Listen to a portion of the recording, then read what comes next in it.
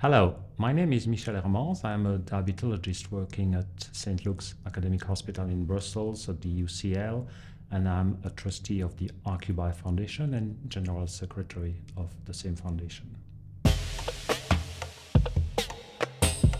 So indeed, we have put a lot of emphasis on macrovascular residual risk, but now it's time also to come back again on microvascular residual risk, since it affects most of diabetic persons, both type 2 and type 1 diabetes. And as we all know, the obesity pandemics is driving diabetes, type 2 diabetes epidemics as well. And most patients are both at high risk for macro and microvascular residual risk, keeping in mind that microvascular residual risk can massively impact their quality of life as well, besides their life expectancy and morbid mortality. So it's time to re-emphasize the importance of targeting residual risk on the small vessels, which has been largely put aside for the past few years.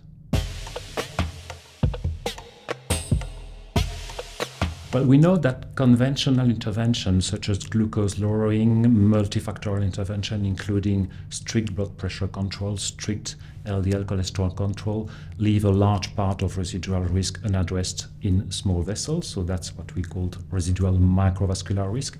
We also know that part of that residual risk is associated directly with other lipids such as atherogenic dyslipidemia, remnant cholesterol, and we also have a lot of evidence that PPAR alpha agonism can probably target a large modifiable part of that residual risk, including the new drugs that are being now developed for PPAR alpha agonism. So it's definitely the right time to redefine what is unfinished task of both defining, estimating microvascular residual risk beyond traditional risk factors, which were mostly glycemic control, blood pressure control, and putting LDL at target. That leaves a lot of things unaddressed, and now we need to embark on new paths to address what is modifiable in that residual risk. So the role of the RQBI Foundation is also to put a new emphasis on microvascular residual risk that should not be put aside when we keep addressing macrovascular residual risk, because of the large amount of diabetics who do not reach targets, and we know they will develop microvascular disease. So the foundation could play a role in different parts, helping to define better way to characterize that residual risk, to also put more emphasis directly to healthcare providers and also to the general public and all those involved in treating type 2 diabetes and obesity as well,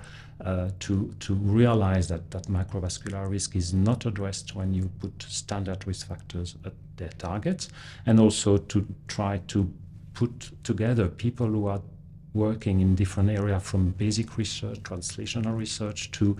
the front line of GPs and other healthcare providers, to just put everybody on the same track to address that huge part which is associated with massive morbidity